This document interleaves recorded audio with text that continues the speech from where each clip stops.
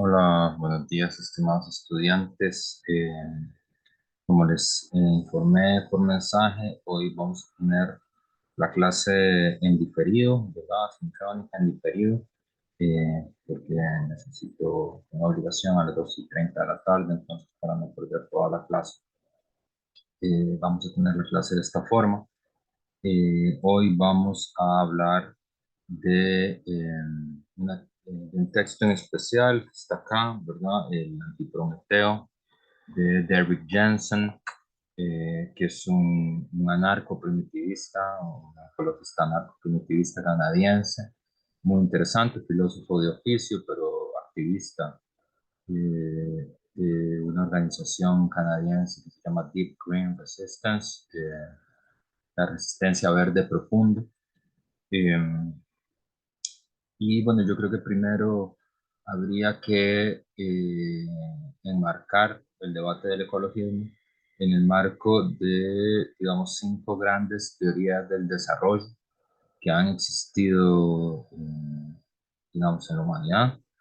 Los primeros que introducen la idea del desarrollo o la idea del desarrollo está muy vinculado al ascenso de la burguesía y al ascenso de su filosofía política, el liberalismo político, ¿verdad? Jeremy Rifkin piensa en Turgot, por ejemplo, en sus lecciones de historia, que ya en 1750 ordena la historia como si fuera una sucesión de hechos de arriba hacia abajo. Es decir, la idea del progreso es una idea de que la historia es una historia lineal, ascendente, que va de peor a mejor, eh, y que hacia adelante lo que hay es progreso, ¿verdad? Que hay una especie de progreso universal. Eso contrasta con las otras formas de entender el tiempo anteriores al capitalismo y anteriores al liberalismo. Por ejemplo, en el mundo griego, en el mundo romano, y también así es como lo concebían los pueblos prehispánicos, ¿verdad? Los pueblos originarios de América Latina. El tiempo es más bien circular, ¿verdad? El tiempo es un ciclo de eterno retorno, ¿verdad? De miles de años, ¿verdad? Y en el caso de los griegos no hay progreso porque lo mejor de la humanidad no está en su futuro, sino está en su pasado, en la edad de oro, ¿verdad? Ellos concebían el tiempo como un paso de la edad de oro a la edad de plata, a la edad de hierro, eh, donde del paso de la edad de oro a la edad de plata, a la edad de hierro, cada vez iba habiendo más degeneración, hasta que esa degeneración daba la vuelta entera y restauraba un momento de gloria, de edad de oro, ¿verdad? Esa era la concepción del tiempo de los griegos. En el medioevo, el tiempo es un tiempo, digamos, la idea central es la idea del Valle de Lágrimas, es decir, todas las épocas históricas están más o menos cerca, más o menos lejos de Dios. Hay momentos en los que la ciudad de Dios y la ciudad de los hombres se mezclan entre sí. Por ejemplo, con la venida de Cristo, ahí hay un momento en el que la ciudad de Dios y la ciudad de los hombres se mezclan entre sí, pero esta mezcla es una mezcla momentánea.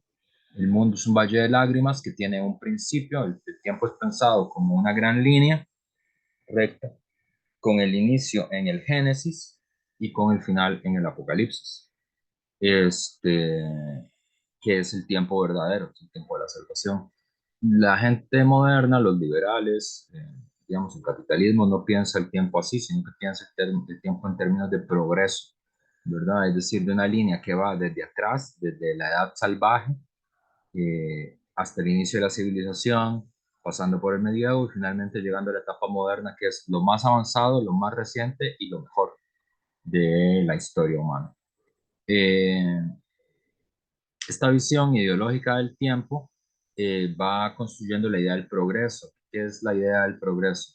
La idea del progreso es la idea de que sobre la base de una serie de reformas en las instituciones, ya sean de reformas económicas, de reformas políticas, de reformas morales, de reformas educativas, este, los beneficios de esa reforma eh, van a ser patentes y van a ser disfrutados por todos los que por todas las personas por igual, inclusive quienes se opusieron a esas reformas. Esa es la idea del progreso, ¿verdad? Cuando algo es progreso quiere decir que esa serie de reformas, eh, quienes les adversan por razones atávicas, por miedo, por ignorancia, por salvajismo, pero que el progreso como tal va a hacer que los beneficios que produzcan esas reformas este, sean beneficiosos para todo el mundo, inclusive para quienes estuvieron en contra de esas reformas. Esa es la idea del progreso. Y tenemos como cinco grandes ideas de desarrollo, ¿verdad? La idea de desarrollo entendida como progreso del liberalismo.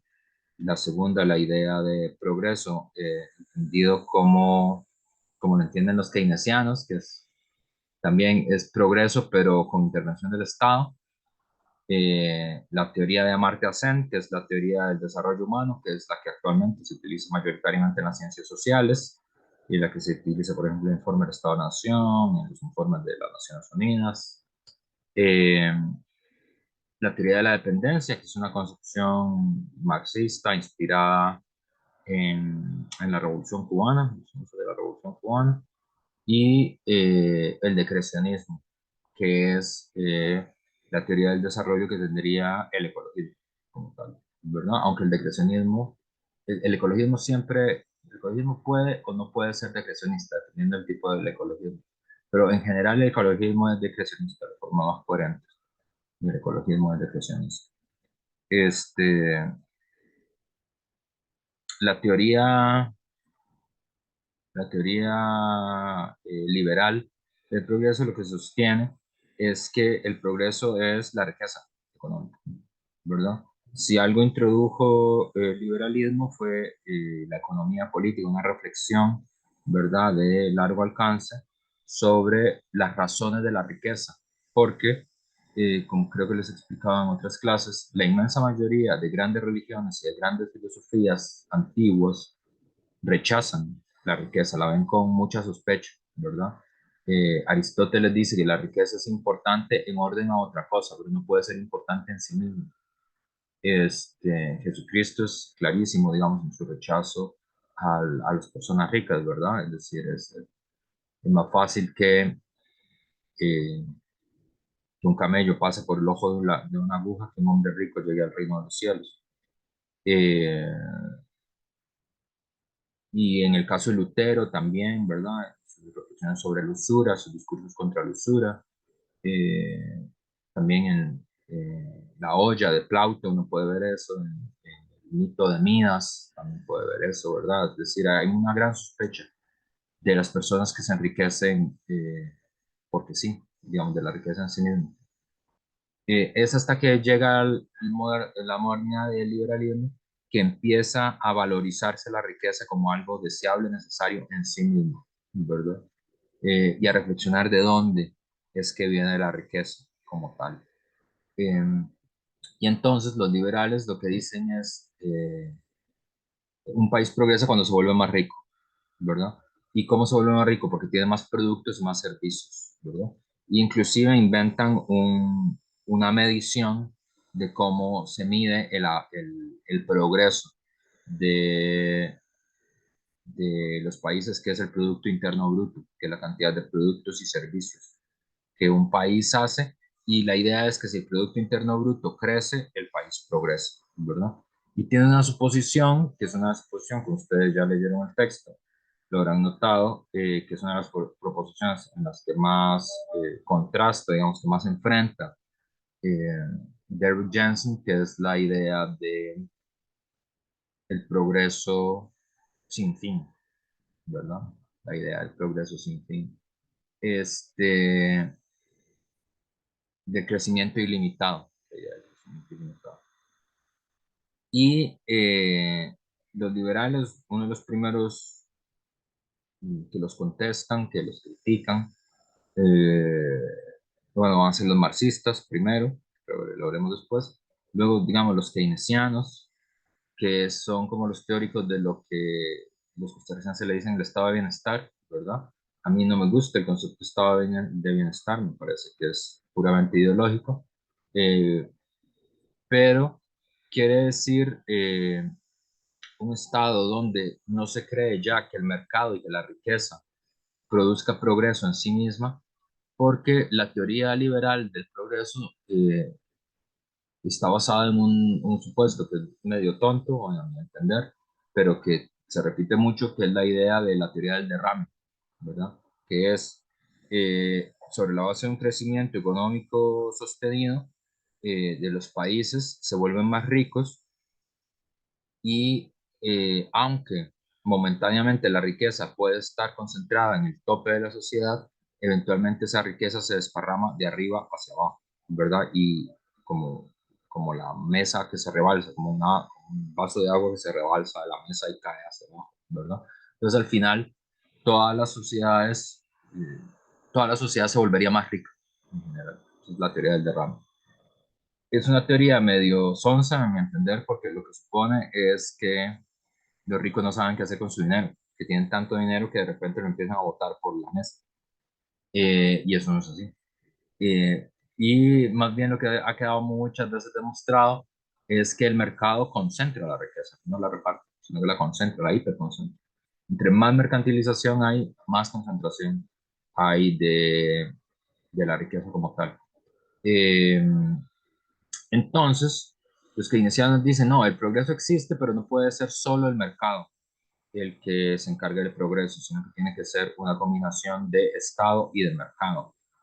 Y el Estado tiene que encargarse de corregir las irregularidades que produce el mercado, ¿verdad? Los defectos que produce el mercado. El mercado sigue siendo central para los keynesianos, pero el Estado lo corrige sobre la base de la demanda interna, de las políticas aduaneras, de la promoción de una industria local, de la promoción de un equilibrio entre las tres ramas de la economía, entre la rama agrícola, la rama industrial y la rama de servicios. Obviamente, digamos, si ustedes se fijan, esa es la Costa Rica de los años 40, de los años 50, 70, ¿verdad? La Costa Rica moderna es bastante más liberal, ¿verdad? Porque nosotros no tenemos ningún equilibrio entre los tres sectores de la economía, ¿verdad? El agro está destruido, la industria nacional está reducida, si alguna vez existió, y el país depende mayoritariamente de la economía de servicios, es básicamente una economía de servicios la que tiene Costa Rica. Eh, y cada vez hay más mercantilización, más privatización. La idea de que el Estado regule las actividades económicas cada vez es más contestada por fuerzas políticas, bueno, como el gobierno, como el Partido Liberal Progresista, como los libertarios. Este, keynesianismo. La teoría del desarrollo humano de Amartya Sen estudiaremos más en cuarto, cuando estemos en rasgos ideológicos de las políticas sociales, pero básicamente es una idea del desarrollo humano que rechaza la idea liberal porque sostiene que la riqueza no tiene por qué necesariamente producir desarrollo si usted tiene otras limitaciones. La idea fundamental en la que se inspira Amartya Sen es la idea de las capacidades humanas y del principio de agencia. El principio de agencia es la capacidad de los individuos de llevar adelante la vida que razonablemente desean vivir y, y de llevar adelante, de utilizar las capacidades que tienen, pero si hay obstáculos para el desarrollo de esas capacidades, se reduce el principio de agencia, se reduce el desarrollo, ¿verdad? Entonces, en realidad es un equilibrio entre, por ejemplo, uno puede ser muy rico, pero puede estar sometido a la posibilidad de tener una muerte temprana y fulminante, ¿verdad? El ejemplo que siempre que usa Zen, por ejemplo, en el desarrollo como libertad, es la diferencia entre, por ejemplo, una mujer latinoamericana y un varón negro en Estados Unidos. Un varón negro en Estados Unidos puede ser que tenga más ingresos, pero tiene muchísimas más posibilidades de vivir, de recibir una muerte rápida y fulminante. O sea, su esperanza de vida es menor que la de una mujer latinoamericana, aunque sus ingresos sean mayores. Entonces, el desarrollo tiene que ser un equilibrio entre ingresos vida larga y saludable, esperanza de vida, escolaridad, el nivel de escolaridad, porque también la escolaridad limita las capacidades y la capacidad de agencia de las personas, y libertades políticas, el derecho a utilizar las libertades políticas. Es decir, en entornos dictatoriales, la posibilidad de llevar adelante la vida que razonablemente uno desea vivir se ve reducida por la falta de posibilidad de ejercer los derechos políticos. Eh, la teoría de la dependencia es un derivado, no es un derivado, es una interpretación latinoamericana de la teoría marxista del imperialismo, que formula, que sus primeros esbozos están en Marx, en la teoría de la plusvalía, en el Capital, pero también, sobre todo, son Lenin, Bukharin y Rosa Luxemburgo, son los tres grandes marxistas que desarrollan la teoría del imperialismo. Y estos tres autores, eh, luego de que en América Latina triunfa la Revolución Cubana, eh, que, que en sus primeros años se inspira en la tradición marxista, desarrolla en su influjo una cosa que es la teoría de la dependencia, que lo que es una contestación a la interpretación keynesiana, a la interpretación cepalina del desarrollo, sobre todo señalando que América Latina no es que sea subdesarrollada, eh, sino que es dependiente. Es decir, que las clases dominantes latinoamericanas y sus fuerzas armadas funcionan en realidad en sintonía con las metrópolis, es decir, que tienen más que ver con los centros mundiales de acumulación de capital que con sus propios países, y que las Fuerzas Armadas se comportan más como fuerzas de ocupación de otros países que como instituciones encargadas de defender la soberanía nacional del país. Y que por lo tanto, la única forma en la que el país podría desarrollarse es a través de una vía revolucionaria, de la ruptura de la dependencia, a través de, en primer término, una revolución que permita la reforma agraria, la transformación radical de la propiedad del campo y el fin de la tenencia terrateniente, una reforma urbana que permite que la gente tenga casas, y una reforma educativa, ¿verdad? Pero digamos, hoy en todas transformaciones revolucionarias, que la única forma en la que América Latina podría desarrollarse es a través de una transformación revolucionaria, porque los cambios, las modernizaciones que imponen la élite no reducen el nivel de dependencia del país, sino que lo radicalizan, ¿verdad? Esto sería la idea. Y finalmente, el decrecionismo, que lo que sostiene es que, y esta es la gran contestación, que no puede haber crecimiento ilimitado en un mundo limitado. Es decir, que en realidad la humanidad se tiene que dirigir a decrecer, o sea, a producir menos productos y servicios, digamos, en consumir menos, en reducir la cantidad de productos y servicios que tiene la humanidad, y cambiar los patrones de consumo y de uso de la tierra. Todavía, por ejemplo, en los años 80, cuando yo estudiaba en la primaria, nosotros nos hablaban de productos inagotables, de recursos renovables y renovables, inagotables, ¿verdad? Era la definición. Entonces había recursos que eran inagotables, ¿verdad? Como el aire, o como el agua, como el petróleo, también lo consideramos inagotable. Eh, y desde 1973 se da la primera crisis del petróleo, y a partir de ahí empieza una reflexión que se considera que el texto eh, referente de esta teoría es un texto que se llama Los límites del crecimiento, texto de 1972, financiado por el Club de París, donde empieza a señalar los límites ya del uso de los recursos, ¿verdad?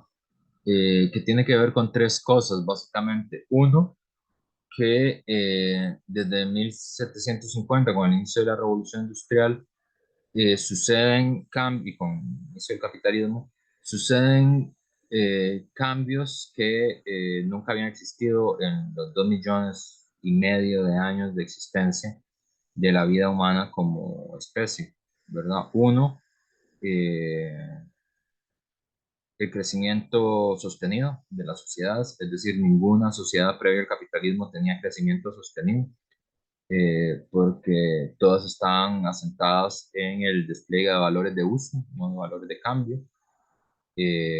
Y los valores de cambio son valores de uso que se realizan en el mercado y que quien produce valores de cambio le es indiferente su valor de uso. Lo que es importante es realizarlo como mercancía en el mercado. En cambio, una sociedad basada en los valores de uso, lo que es importante es el uso. Y cuando ya la necesidad que llena ese valor de uso ha sido satisfecha, ya no se produce más, ¿verdad? Entonces, en la historia de las comunidades previas al capitalismo era muy normal largos periodos de estancamiento de las sociedades porque ya no había ninguna razón para producir más valores de uso que los que ya se estaban usando.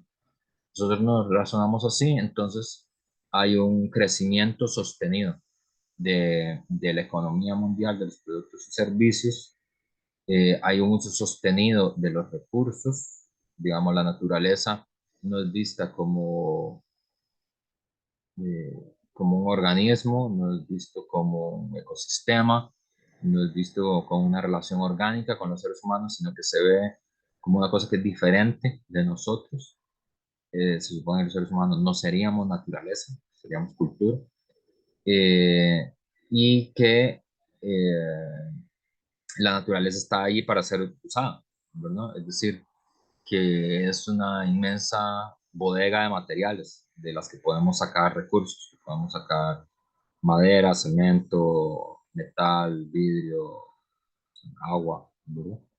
Eh, el segundo gran momento es el aumento de la población. Yo no sé si lo notaron. De hecho, ustedes en esta semana vivieron un evento histórico y probablemente no se dieron cuenta que es que llegamos a 8,000 millones de personas en el planeta. En este momento existen 8,000 millones de seres humanos en el planeta, y nunca habíamos sido tantos seres humanos.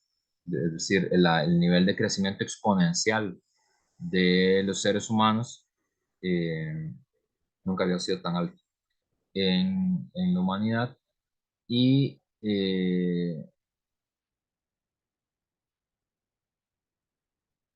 y además de eso, ¿verdad? Como tercer cosa, eh, nuestra especie, digamos, ganó una lotería cósmica cuando descubrió para qué servía el petróleo, ¿verdad? Nuestra civilización está basada en el petróleo, en la gasolina, ¿verdad? Por eso es que todo el mundo sufre cuando la gasolina sube, ¿verdad? Y todo el mundo se alarma cuando la gasolina sube, digamos, la sangre que corre por las arterias del sistema capitalista es el petróleo, la gasolina, ¿verdad? Los combustibles fósiles. Digamos, la mayor parte del tiempo nosotros utilizábamos como fuente primaria de energía las plantas y la madera, ¿verdad? Luego descubrimos el uso del carbón, ¿verdad? Y luego descubrimos el uso intensivo del petróleo, que es una cosa muy curiosa que existe en el planeta, que es una cosa que se necesitó millones de años para producirla, y que a partir del año 73 la humanidad llega al pico de su uso, y a partir de ahí lo que hay es una campana hacia abajo de las posibilidades de uso del petróleo. Y por eso ahora hay tanta discusión sobre la transformación de la matriz energética de los países, es decir, las posibilidades de que los países dejen de depender de los combustibles fósiles. Aunque a mí, la verdad, me parece bastante casaca de los gobiernos, es decir, a mí me parece que la guerra entre Rusia y Ucrania demuestra cómo el sistema capitalista no puede dejar de depender del petróleo, y todo el mundo está vuelto loco por las posibilidades de que los rusos corten flujo de gas a Europa, y viendo dónde consiguen más gas. Eh, pero eh,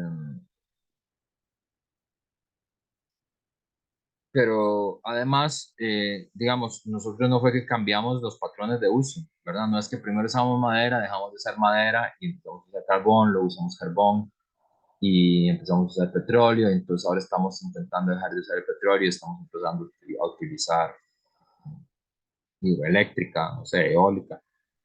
No, porque en realidad lo que pasa es que se siguen usando todos juntos. Es decir, se sigue usando madera, se sigue usando carbón, se sigue usando petróleo y además ahora se usa eólico, ¿verdad? Es decir, no es que desplazamos una por otra, sino que usamos una nueva con las otras que ya usábamos, ¿verdad? El consumo masivo de energía no se detiene. Entonces, sobre esa base, a partir de este momento, digamos, es que surge el movimiento ecologista, ¿verdad? En un primer momento, a partir de la contestación, del rechazo al uso de energías destructivas y contaminantes, por ejemplo, la energía nuclear, digamos, la oposición al uso de energía nuclear fue como el corazón del inicio del movimiento ecologista en Europa. Pero también, digamos, los usos predatorios de la naturaleza, como la caza furtiva, ese tipo de cosas. La contaminación de los combustibles fósiles, la irresponsabilidad de las grandes empresas petroleras.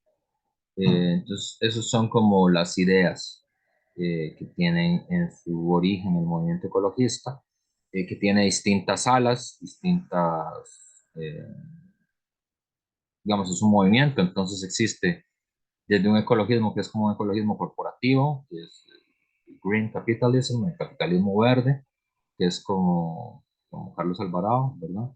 Que es la idea de que el capitalismo es posible que sea sostenible, sustentable, que hay desarrollo sostenible y que lo que hay que hacer es cambiar la matriz de energía que produce el país, ¿verdad?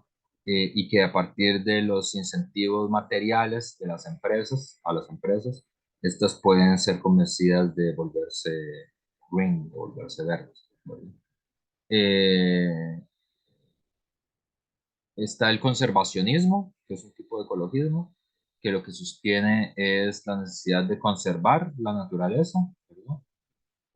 Está el ecologismo, que es político, que es más militante, que sostiene la necesidad de la acción política y la transformación, la comprensión de la naturaleza como un organismo, ¿verdad? Con la que nos relacionamos, digamos, los que introducen ahí el ecosistema, más que la sociedad, del ecosistema, ¿verdad? Es lo que tendríamos que pensar de la forma en la que nos relacionamos orgánicamente, del organismo que es la sociedad y la naturaleza, que le dicen ecosistema. Y hay otras versiones, que es como la que ustedes leyeron, que se llama ecologismo profundo o anarcoprimitivismo, que lo que sostiene es que lo que está mal es la civilización como tal, y que no hay forma de resolver el problema del capitalismo y de la civilización como tal, y la única forma es rechazar la civilización eh, y encontrar, digamos, regresar a las formas previas a la civilización para, para, para vivir. Esa es la idea. Bueno, entonces ahora vamos a hablar de Derek Jensen. Habíamos dicho que es un ecologista canadiense.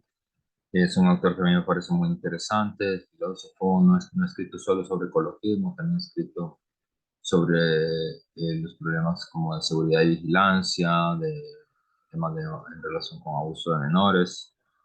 Este, y el libro se llama El Antiprometeo. Eso sería lo primero que tendríamos que reflexionar, que es la metáfora de Prometeo. Prometeo es quien le roba el fuego a los dioses, ¿verdad? Y se le entrega a los humanos. Y la metáfora del fuego es la metáfora de la industria, de la forja, ¿verdad? De la civilización.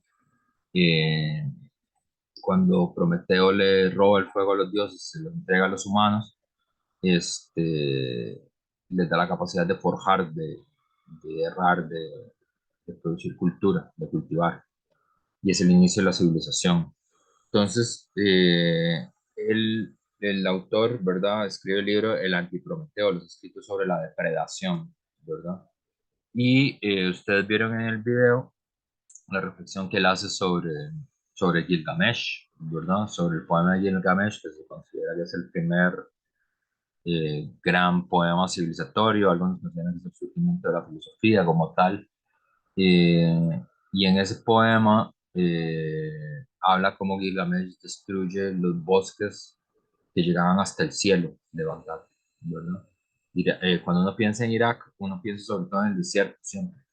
Y la descripción que hace eh, Gilgamesh de cómo era Irak es un lugar lleno de bosques, ¿verdad?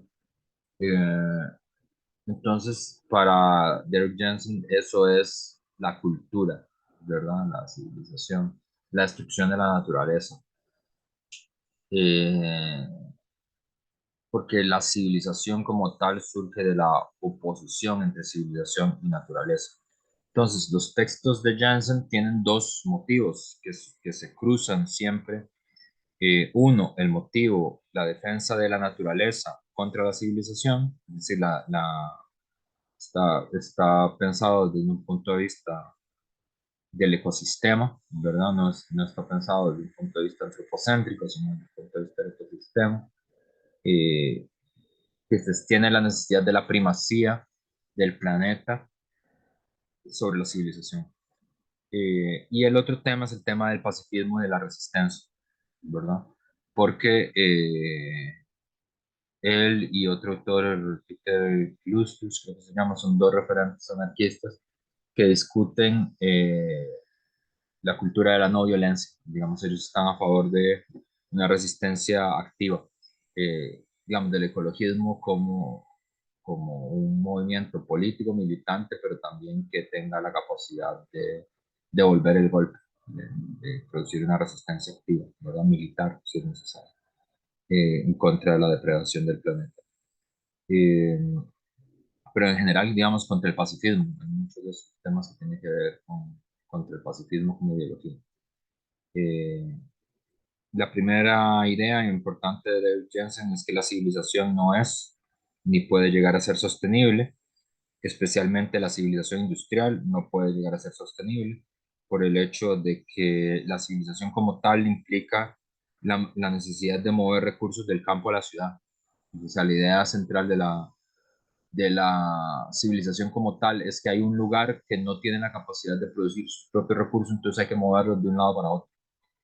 Eh, y él ve que las comunidades tradicionales no renuncian a los recursos en los que se basan ni los venden.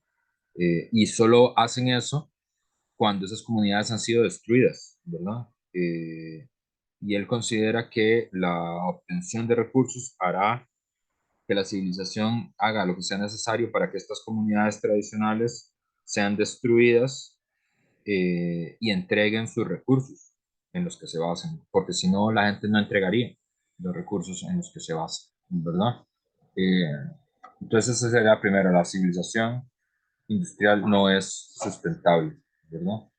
El planeta como planeta, y esto es una cosa muy importante, no hay opción B en el planeta, no existe planeta B, existe un solo planeta, que es el único en el que creemos, en el que sabemos que es posible vivir, pero no hay otro planeta que usar, no hay planeta desechable, eh, y no hay opción B de planeta. Y ese planeta además es finito y es agotable, y es un único planeta, ¿verdad? Por lo tanto, la idea de que la humanidad puede decrecer, eh, que la humanidad puede crecer de manera sostenida en un planeta finito, es una de las cosas que ellos consideran que él considera más absurda, ¿verdad? Gracias de hecho a la discusión del ecologismo, se ha empezado a hablar, por ejemplo, de la idea de la huella ecológica, ¿verdad? Es una idea. Vamos a ver acá. Ustedes pueden ver, por ejemplo, cuál es la huella ecológica de Costa Rica, ¿verdad? También se discute 2.3, se discute eh, también cuáles son los países responsables de esta huella ecológica, ¿verdad? La huella ecológica es, bueno, aquí están, ¿verdad? China, Estados Unidos, India, Rusia, Japón, Brasil, Indonesia, Alemania, este, que es como es una cantidad finita y el planeta necesita un cierto tiempo para poder renovar los recursos que utiliza cada individuo, es la cantidad de recursos que esta persona utiliza en relación con la capacidad del planeta de volver a producir esos recursos. Y, por ejemplo, creo que los costarricenses, cada costarricense está como en 2.3, es decir, nosotros vivimos extra como desde agosto. Entonces, digamos, la capacidad de consumo de nosotros de biorecursos es superior a la que tiene el planeta para recuperarlos. Obviamente esto es una cifra estadística general y hay responsabilidades desiguales, ¿verdad? Es decir, también está claro que es el 1% más rico del mundo el que es responsable de la inmensa mayoría de emisiones de carbono, ¿verdad? Es decir, cuando uno dice que la huella ecológica de los costarricenses es 2.3, no quiere decir que yo y ustedes tenemos la misma responsabilidad de emisión de huella de carbono que las personas que tienen yates en el país, que tienen helicópteros privados, ¿verdad? Entonces, no es lo mismo, es un promedio. Pero sobre todo, digamos, el 1% más rico es responsable de esa huella. La huella ecológica es, para ir hablando, es un indicador de impacto ambiental generado por la demanda humana que se hace sobre los recursos existentes en los ecosistemas del planeta y está relacionado con la capacidad ecológica de generar sus propios recursos, por país, por ciudad, por región, ¿verdad? Y normalmente toma en cuenta la cantidad de hectáreas utilizadas para urbanizar o generar infraestructuras en los centros de trabajo, la cantidad de hectáreas para generar alimento vegetal, la cantidad de hectáreas de pastos de ganado, de superficie para producir, eh, las hectáreas de bosque para asumir el CO2 que provoca nuestro consumo, ¿verdad? Entonces, sobre esa base se va construyendo, eh, se va construyendo la idea de la huella ecológica. Eh, Como les dije, el pensamiento de Derrick Jensen combina siempre el tema del planeta finito con el tema de la violencia, ¿verdad? Eh, una reflexión sobre la violencia. Para él, él tiene un concepto de violencia estructural, no tiene un concepto de violencia episódico, sino que él considera que vivimos en una sociedad jerárquica y que la violencia se desparrama de arriba hacia abajo. eh, Esa violencia se vuelve invisible, se vuelve racionalizada, hasta que nos parezca impensable o cause sorpresa o horror. Es decir, en la visión, digamos, en la visión vulgar, diríamos, en la visión poco crítica de la violencia, se supone que la sociedad es paz y de repente ocurre un hecho violento de alguna forma, pero que en general la sociedad es pacífica. Jensen no cree que eso es así. Lo que cree es que lo que hay son signos más o menos notables de violencia, pero la sociedad en general está basada en la violencia, ¿verdad? Es una sociedad jerárquica donde la violencia se desparrama siempre de la parte superior hacia abajo, ¿verdad? Eh, y en esta sociedad jerárquica, la propiedad de aquellos que se encuentran en la cima de la sociedad jerárquica es muchísimo más valiosa que las vidas de quienes se encuentran abajo, ¿verdad? Entonces es una sociedad que valora la propiedad de la jerarquía y del que está en la cima de la sociedad sobre las vidas de los que están abajo. Y eh, Y la producción es el derecho de quienes están en el tope de la jerarquía a aumentar sus propiedades, ¿verdad? La justicia es concebida como si los de abajo se rebelan y destruyen la propiedad de los dominadores. estos pueden asesinarlos o pueden destruir sus vidas, ¿verdad? Esa es como la idea que tiene el mundo contemporáneo, ¿verdad? Y para Jensen no es posible reparar la civilización porque la cultura no se someterá voluntariamente a transformarse en una forma de vida sustentable. Eh, Voy a detenerme en el concepto del pacifismo como patología, ¿verdad? Porque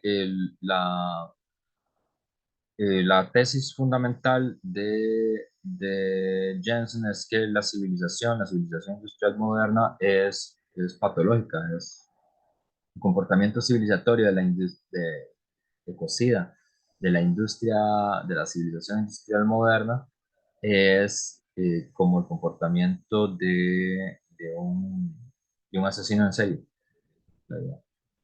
Eh, entonces, en el pacifismo como patología, Jensen sostiene que no se puede responder de modo racional a un comportamiento abusivo, que sea que en presencia de un comportamiento abusivo no hay forma de razonar contra el comportamiento abusivo. Eh, y eh, considera que ese es el error de quienes han sufrido abuso, ¿verdad? Leo una cita del autor de Lundy Bancroft. Dice, en un sentido importante, el abusador actúa como un mago. El éxito de sus trucos depende en gran medida de que logre hacerte mirar en dirección equivocada, desviando tu atención para que no percibas lo que realmente está sucediendo. Te mete en su maraña de enredos hasta que tu relación con él se convierte en un laberinto lleno de recodos y sinuosidades. Quiere que te rompa la cabeza tratando de entenderlo, tal como si fuera una máquina maravillosa que no funciona bien. Y tú solo tuvieras que descubrir las partes dañadas y repararlas para hacerlo funcionar con todo su potencial. Lo que busca, aunque probablemente no sea capaz de admitirlo ni siquiera en su foro interno, es que termines con la psiquis arruinada, hasta el punto que no puedas percibir la lógica que rige su conducta, la conciencia subyacente a su locura. Una conducta cruel y explotadora no es algo que haya que comprender, es algo que hay que detener, ¿verdad? Entonces, eh, esta es la tesis de, de Jensen, donde se mezcla su relación como ecologista como su relación en la lucha contra el abuso infantil, el abuso a menores. Porque él considera que justamente una conducta cruel y explotadora no es algo que haya que comprender, es algo que hay que detener. Y no hay forma de razonar con un abusador, lo que hay que hacer es detenerlo. Y la cultura dominante, a él le parece que es como Hannibal Lecter, ¿no? Eh, que dices, uno está en la misma habitación como Hannibal Lecter y uno es parte del menú. Entonces, ¿qué es lo que vas a hacer? ¿Qué es lo que crees que puedes hacer? Y él sostiene que no se puede discutir con un explotador porque uno siempre lleva las de perder, justamente porque eh, pone su control en el marco mismo que define la discusión, ¿verdad? Es decir, los abusadores tienen el control del marco en el que la discusión es posible. Y si alguien se sale del marco en el que es posible esa discusión, dice Derek Jensen, te lastiman, ¿verdad? Y si esta escena te daña, te golpean. Y si esta escena se repite lo suficiente, dice, ya no tendrá necesidad de lastimarte, porque ya habrás aprendido a no salirte nunca del papel. Entonces, es muy interesante la reflexión que él hace sobre el problema de la repetición del castigo, ¿verdad? Es decir, si un castigo se repite lo suficiente, la gente ya no va a necesitar el castigo porque se va a poner en línea sin que lo castiguen, ¿verdad? Pero justamente eh, eso él le llama una situación de doble vínculo y dice que los abusadores son especiales para crear dobles vínculos. Un doble vínculo es una situación en la que si escoges la opción A, la opción uno pierdes. Y si escoges la opción B, también pierdes. Pero tampoco puedes dejar de escoger. O sea, hay que escoger la opción uno que es mala, la opción 2 que también es mala, y no puedes decir no quiero escoger ninguna de las dos. ¿Verdad? Eso es una relación de doble vínculo. Lo único que se puede hacer para romper eh, una relación de doble vínculo es destruyendo ese doble vínculo, ¿verdad? Y ahí salta del ejemplo del abuso de menores y del ecologismo a un ejemplo que es la lucha por la liberación nacional, es por ejemplo la lucha contra los nazis.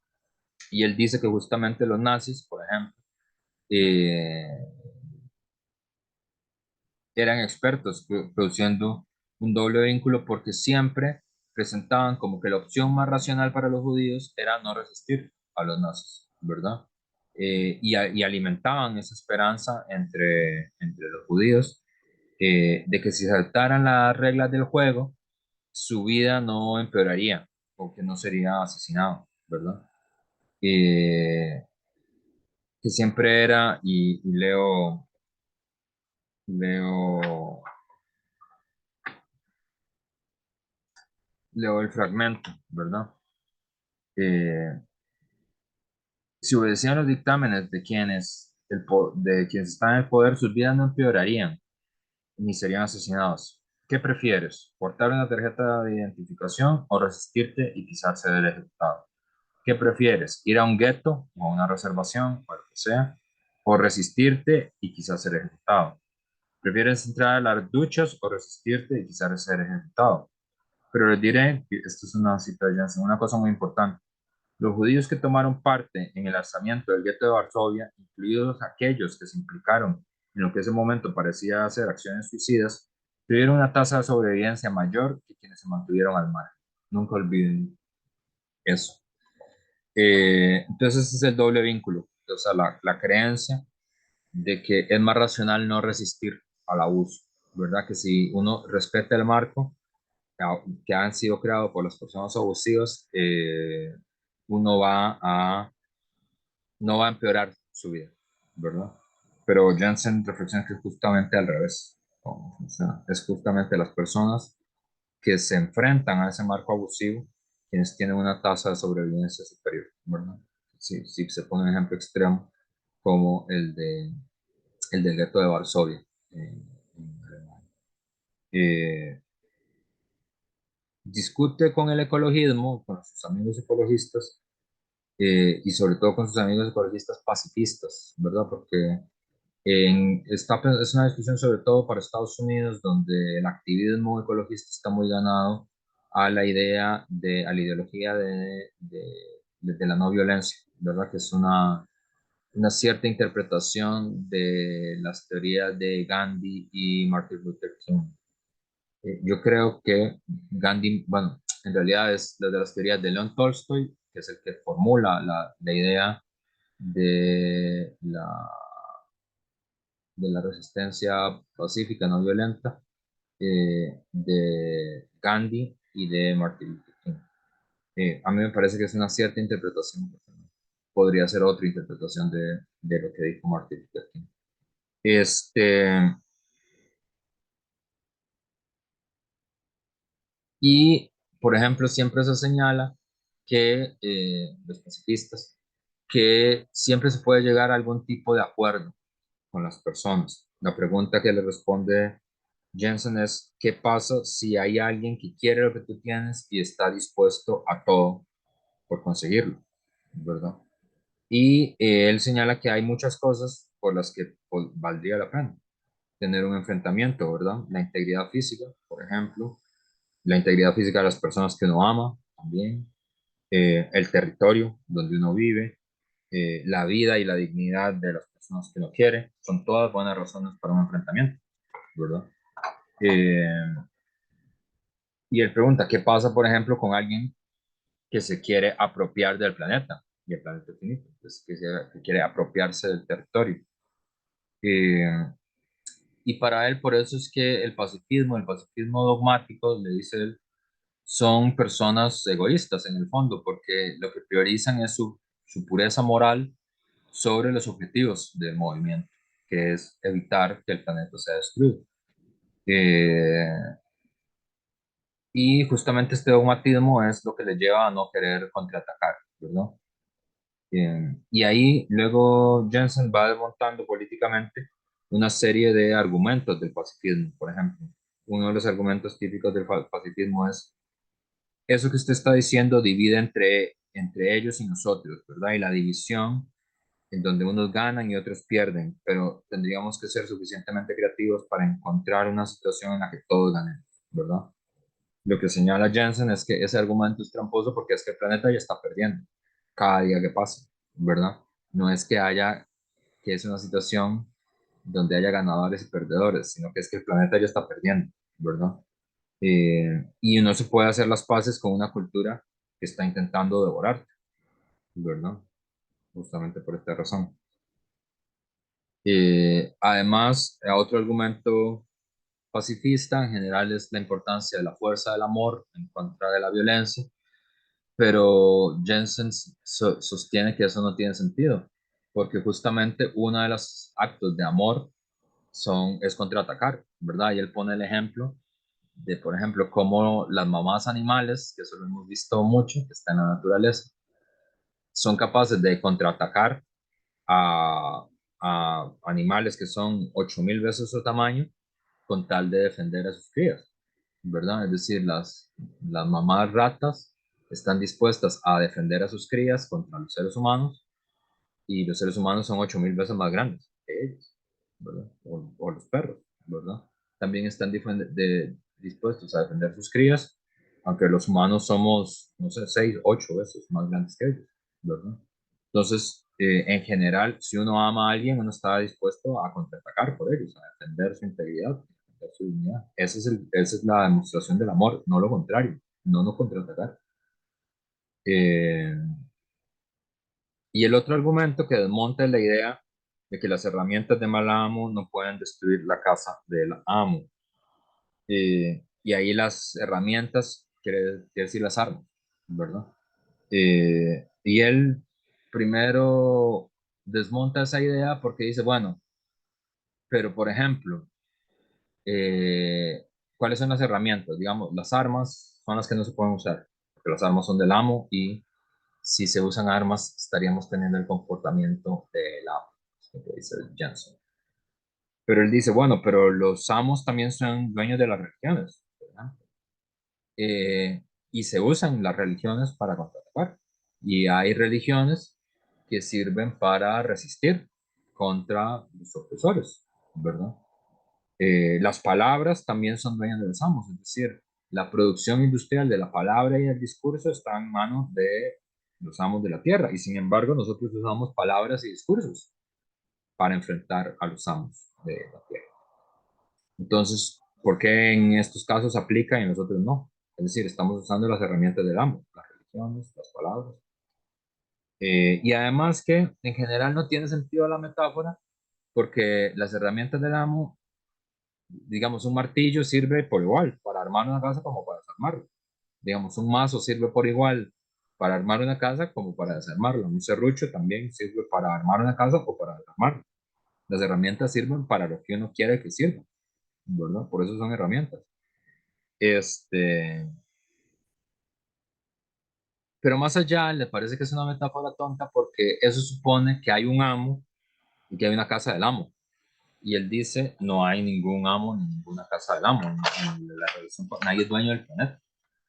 Eh, lo que hay es una casa, el planeta, eh, que alguien reclama como suya, ¿verdad? Pero lo que hay es una casa. Y también hay quienes creen que la casa es del amo, ¿verdad?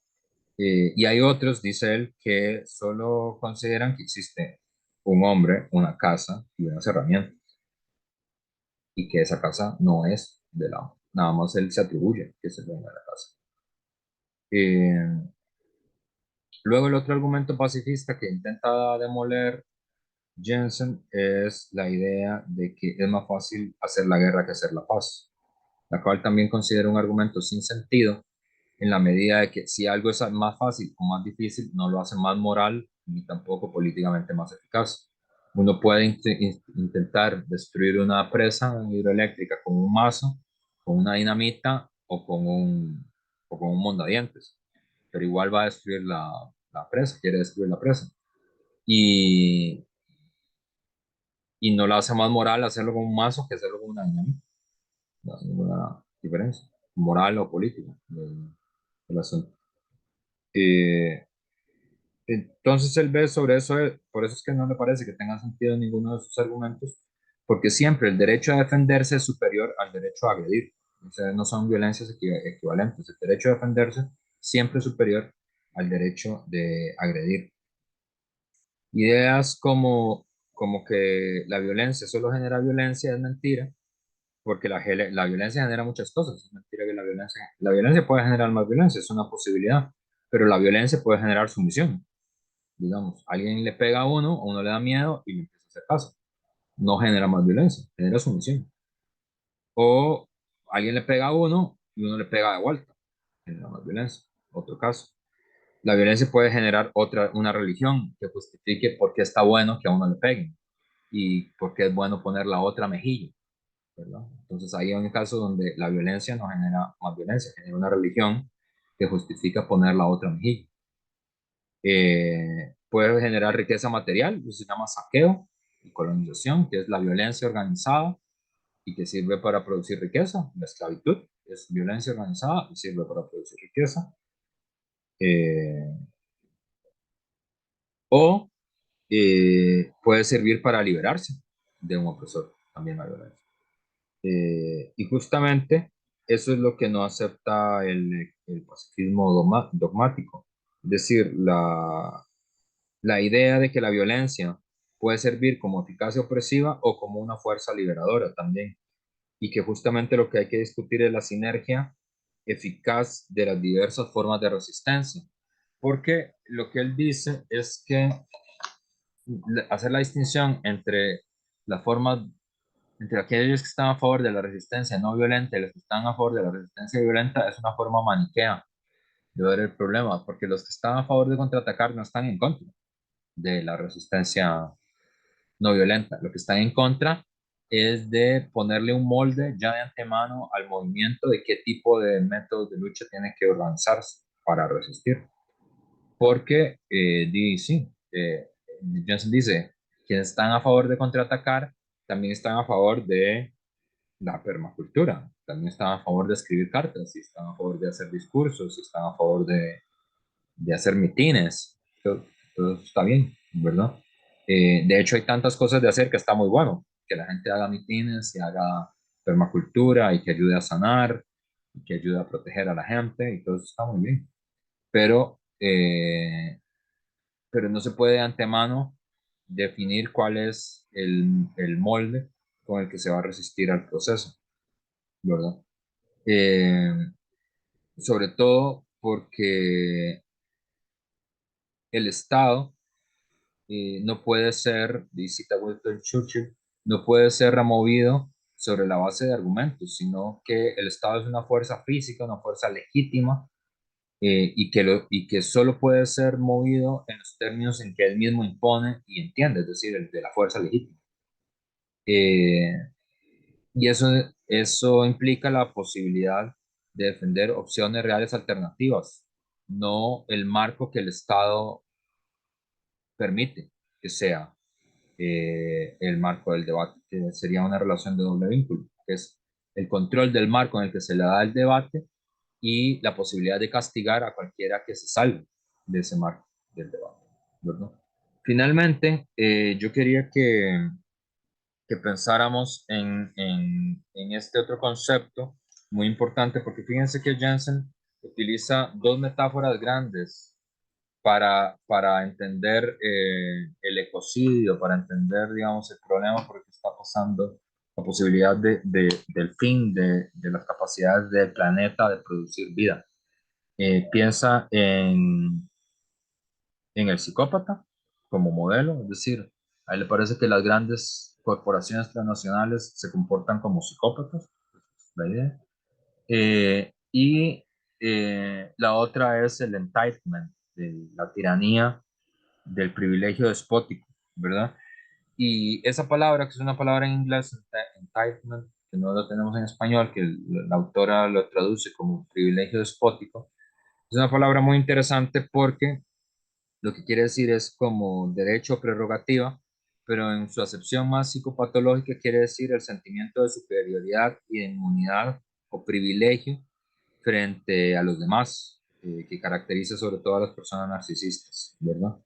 Y justamente ese es el comportamiento que defiende la idea de un crecimiento ilimitado en un planeta, ¿verdad? Es decir, solo un psicópata, solo un narcisista podría defender esa idea en público, ¿verdad? Y,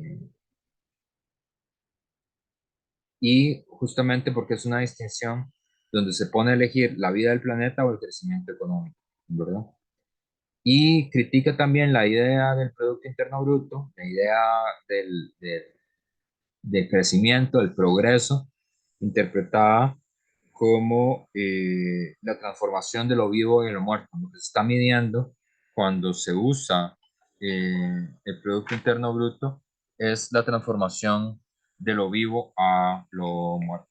Y bueno, esta sería nuestra clase de hoy y nos vemos el próximo jueves para oír a un invitado que tenemos y para oír la presentación del documental de Richardson, de Endgame. Y bueno, eso, buenas tardes.